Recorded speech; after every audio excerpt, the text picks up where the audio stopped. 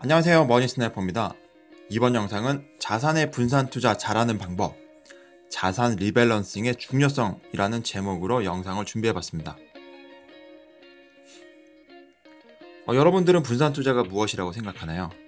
제가 이렇게 질문을 드리는 이유가 주변의 지인분들이랑 투자에 대해서 이야기를 하면은 나는 분산 투자를 잘하고 있어 라고 이야기하시는 분들이 정말 어처구니 없게 분산 투자를 하는 모습을 보면서 많은 분들이 생각보다 분산 투자에 대해서 잘못 알고 있구나, 그리고 분산 투자에 대한 정확하게 공부를 하지 않고 연구 없이 분산 투자를 하고 있구나 라는 생각을 받았기 때문에 오늘 설명을 드려보려 합니다. 분산 투자라고 하면은 이런 분들이 계세요. 얘기를 하다 보면은 나 삼성전자도 샀고 LG전자도 샀고 SK도 샀고 그리고 하이닉스도 샀고 이런 식의 종목에 대한 쪼개기 분산 투자, 또는 화면에서 보시는 것처럼 신영마라톤, 미래에셋 디스커버리, 그리고 증권사에 갔더니 신규로 나왔다면서 권유해줬던 밸류 플러스 펀드, 이렇게 금액을 나누어 가지고 비슷비슷한 상품에 나눠서 들어간 것은 분산 투자가 아니죠. 첫 번째로는 자산에 대한 분산이 전혀 이루어지지 않았고요. 두 번째로는 시장에 대한, 그리고 섹터에 대한 분산이 전혀 이루어지지 않았기 때문에 분산 투자라고 볼 수가 없습니다. 그러면 이 분산 투자 어떻게 하는 게 좋은 건지, 이 분산 투자를 결정하기 이전에 각 자산별 그 역사적인 변동 추이를 살펴보고 분산 투자 방법을 설명드리도록 하겠습니다. 보시는 화면은 2004년부터 2018년도까지 각 자산 군별 연간 수익률 추이를 보여주는 표입니다. 출처는 뱅크 오브 아메리카, 메럴린치, 그리고 블룸버그에서 공동으로 제작해서 배포하는 자료고요. 해당 자료는 제가 블로그나 그리고 신규로 개설할 카페에 올려놓도록 하겠습니다. 올려놓는 자료는 지금 보시는 화면에 이 자료뿐만이 아니고 지금 오늘 보여드리는 엑셀 파일까지 같이 올려놓을 예정이니까 필요하신 분들은 방문하셔서 다운받으시면 되겠습니다. 자산을 보시면은 구성은 이렇게 되는데요. 리츠, 부동산 신탁인데 엄밀히 이야기하면 신탁이지만 부동산으로 분류를 하고요. 그리고 이머징 마켓은 그 MSCI 지수를 추정하는 걸로 뽑았습니다. 그리고 선진마켓은 미국을 제외한 선진마켓인데요. 여기서 미국을 제외한 선진마켓이라는 게 잠깐 설명드리고 넘어가도록 하면은 이 EAFE는 각 시장의 머리글을 딴 건데요. 유럽에 해당되는 시장들 보시면은 오스트레일리아, 벨gium, 덴마크, 핀란드, 이런 식으로 유럽에 대한 시장, 그리고 호주, 아시아 지역의 홍콩, 일본, 뉴질랜드, 싱가포르, 그리고 중동아시아에는 이스라엘이 포함되어 있는 시장을 EAFE라고 선진국, 즉 미국을 제외한 선진 마켓으로 분류를 하고 있습니다. 그리고 네 번째는 하이힐드 채권, 그리고 다섯 번째는 미국의 대표적인 우량시장 S&P 500, 그리고 투자 등급 채권, 그리고 코모디티, 원자재, 골드, 미국채, 현금, 이런 식의 자산을 총 10개로 분류를 했는데요. 이 자산들이 지난 2004년부터 18년도까지 가격 변동을 이렇게 한번 추적을 해보겠습니다. 그런데 모두가 알고 계시는 것처럼 이 자산 분배에 있어가지고 역사적으로 중요한 분기점이 있는데 바로 2008년도 서브프라임이 발생했던 시점이죠. 글로벌 금융위기라고 하는데 이 시점에 보시면은 대부분의 자산이 엄청난 폭의 하락을 겪었습니다. 이머징 시장에서는 마이너스 53%, 그리고 리츠는 50%, 마이너스 50%, 그리고 선진 마켓도 마이너스 43%, S&P 500조차 마이너스 37%라는 엄청난 하락을 겪었던 시장인데요. 이런 시장을 감안하더라도 어떻게 움직이는지 보도록 하겠습니다. 먼저 우리가 지금 최근에 들어가지고 많은 개인 투자자분들이 이럴 줄 알았으면 나는 미국에 투자했어야 돼. 그리고 앞으로도 이제는 미국이라는 시장을 반드시 투자할 거야 라고 말씀을 하시는 분들이 굉장히 많은데요. S&P 500에만 2004년도부터 2018년도까지 투자를 했다고 하면은 지금까지 총 누적 수익률은 136.7%가 나옵니다. 엄청난 수익률이네요. 그리고 제가 오늘 이 자료를 만들었던 중요한 이유 중에 하나인데요. 저희가 이야기하는 부동산 시장입니다. 네, 엄청난 등락을 겪고 있는데요. 부동산이라고 하면은 현재 국내에서도 가장 이슈가 되고 있고 전 세계적으로도 큰 방향을 일으키고 있는데 부동산 같은 경우는 자산의 규모도 크고 그리고 항상 부동산에 따르는 이야기가 있습니다. 일본의 잃어버린 20년 또는 인구 절벽에 따른 인구 감소와 고령화에 따른 부동산 수요 부족으로 인해서 부동산 시장은 붕괴할 것이라는 것이 이미 10년, 15년 전부터 이야기가 나왔었죠. 그러면은 이 부동산에 대한 가격 변동, 오히려 S&P 500보다 누적 수익률이 높은 걸로 나옵니다. 저희가 오늘 이 자료를 보시면서 자산의 분산 투자 어떤 식으로 가져가셔야 되는지에 대해서 힌트를 얻으시길 바랍니다. 방금 보여드렸던 테이블을 조금 더 육안으로 확인하기 편하게 제가 엑셀로 정리를 해봤는데요. 보시면은 2004년도부터 2018년도 최근 작년 수치까지 나오고 있습니다. 보시면은 파란색으로 이렇게 표시가 되는 것은 그해 가장 높은 수익률을 나타내고요. 그리고 연두색으로 나타내는 것은 그해 가장 나쁜 수익률을 나타냅니다. 2004년도 같은 경우 설명을 드리면은 리츠가 31.6%로 가장 높은 수익률을 나타냈고요. 그리고 현금 같은 경우가 1.4%인데 현금이 어떻게 수익이 나? 이렇게 말씀을 하시는데 여기서 이야기하는 현금은 저희가 일반적으로 이야기하는 캐시가 아니고요. 3개월 단기채를 이야기를 합니다. 그러니까 뭐 쉽게 얘기하면은 저희가 CMA나 RP에서 하는 MMF 같은 이런 초단기 상품을 생각하시면 될 것 같아요.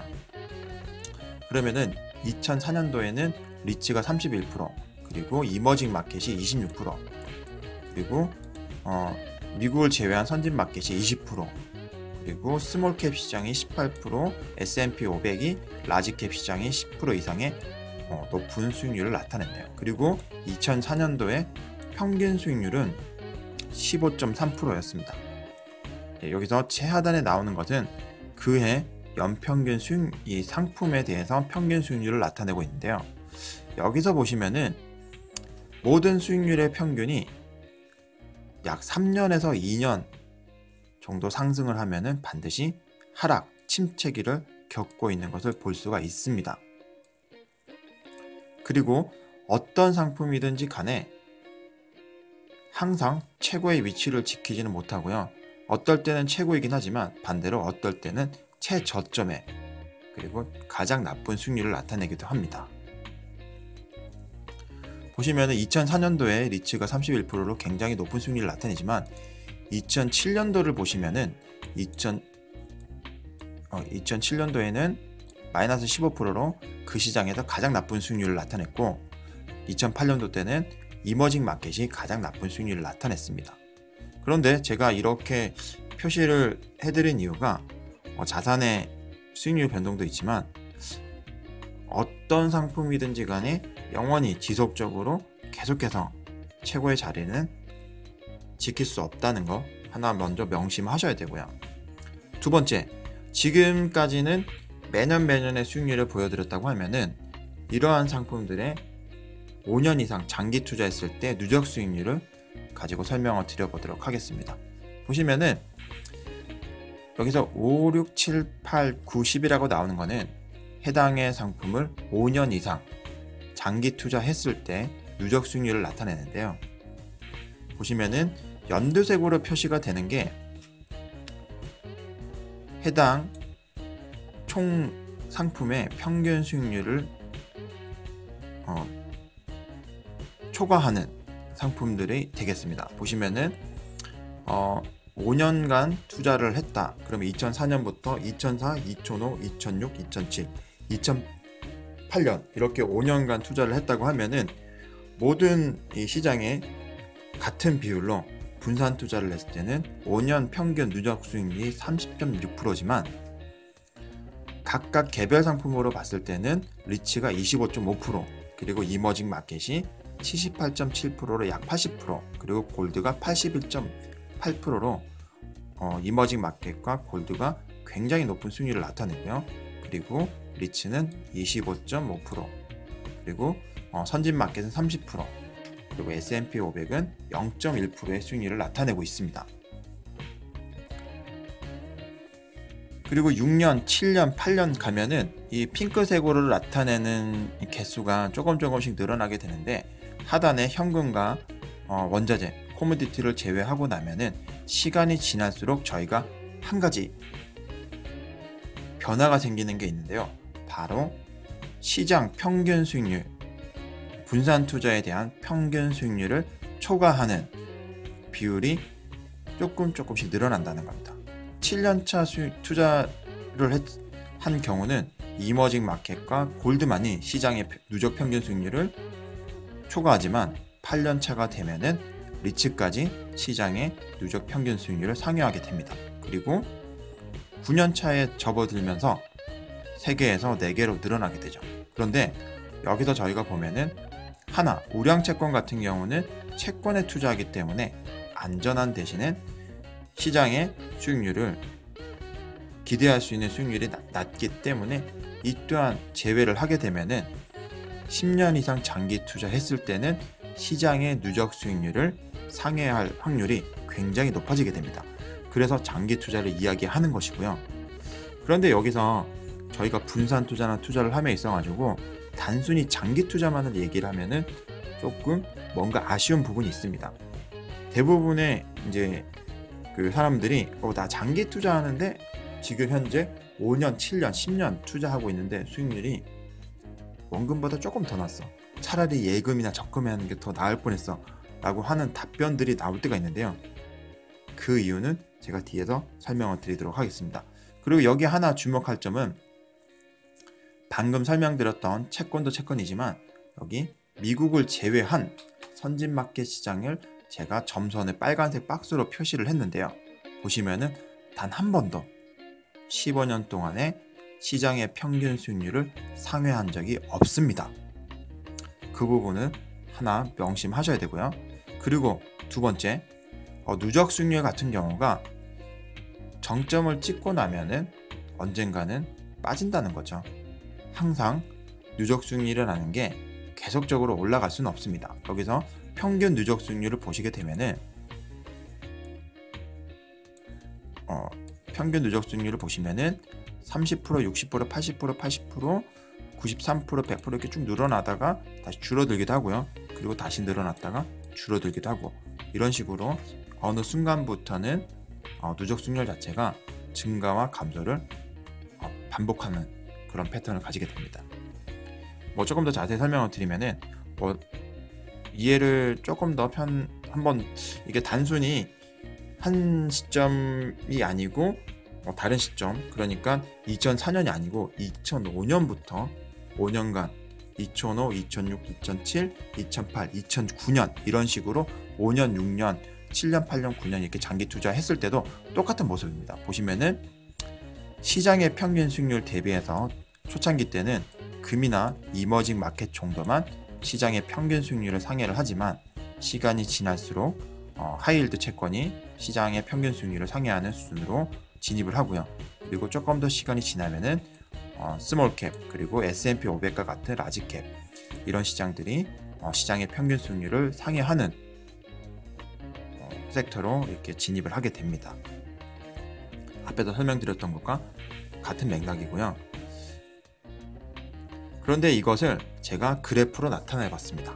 이 그래프는 앞에서 보셨던 2004년부터 2018년도까지 누적 수익률, 투자처별 누적 수익률을 나타내는데요. 보시면은 우선은 가장 이렇게 눈에 띄는 이 빨간색은 신의 손이라고 할 수 있습니다. 매년 각 시장별로 최고의 퍼포먼스를 냈던 섹터를, 상품을 선택을 했을 때 누적 수익률을 나타내는데요. 보시면은 당연히 엄청난 수익률을 나타내겠죠. 그러나 이렇게 하라고 이것을 제가 목표를 해서 보여드리는 게 아니고, 그냥 이렇게 가장 베스트하게 투자를 하게 되면 나타낸다라고 보여주는 거고요. 그런데 제가 정말로 설명드릴 부분은 여기부터 있습니다. 여기 보시면은 모양은 편차는 다르지만 모양은 대부분의 상품들이 굉장히 비슷합니다. 보시면은 이 박스권 안에, 이 박스 안에 들어가 있는데요. 파란색으로 나타나는 게 이머징 마켓, 그리고 빨간색 점선으로 나타나는 게 전체 평균, 그리고 검정색으로 나타내는 것은 부동산, 그리고 노란색으로 나타내는 것은 금, 이런 식으로 편차는 조금은 있을지 모르겠지만 모두 다 변동하는 모양은 굉장히 비슷합니다. 어떻게 비슷하냐면은 이렇게 딱 반을 잘랐을 때 상승을 하고 나면은 일정 시점이 지난 이후부터는 상승의 흐름을 숨고르기가 들어가게 돼요. 여기서 저희는 자산의 분산 투자만큼이나 중요한 게 리밸런싱이라는 게, 여기서 저희는 답을 얻으실 수가 있습니다. 이게 무슨 얘기냐면은 펀드를 예를 들면은 과거에 잘 나갔던, 엄청나게 유명했다 미래에셋의 인디펜던스나 디스커버리를 설명을 드려볼게요. 미래에셋의 인디펜던스나 디스커버리는 2001년도부터 2011년도까지 누적 수익률이 1000%가 넘어가는, 거의 1000%에 육박하는 굉장히 베스트셀러, 그리고 엄청난 퍼포먼스를 자랑했던 미래에셋의 대표적인 펀드였죠. 그러나 이후의 흐름을 보시면은 박스권에서 오히려 시간이 지나면 지날수록 사업비만 빠져나가고 수수료만 빠져나가고 수익률은, 계좌의 잔고는 점점점 줄어드는 그런 형태를 나타내고 있습니다.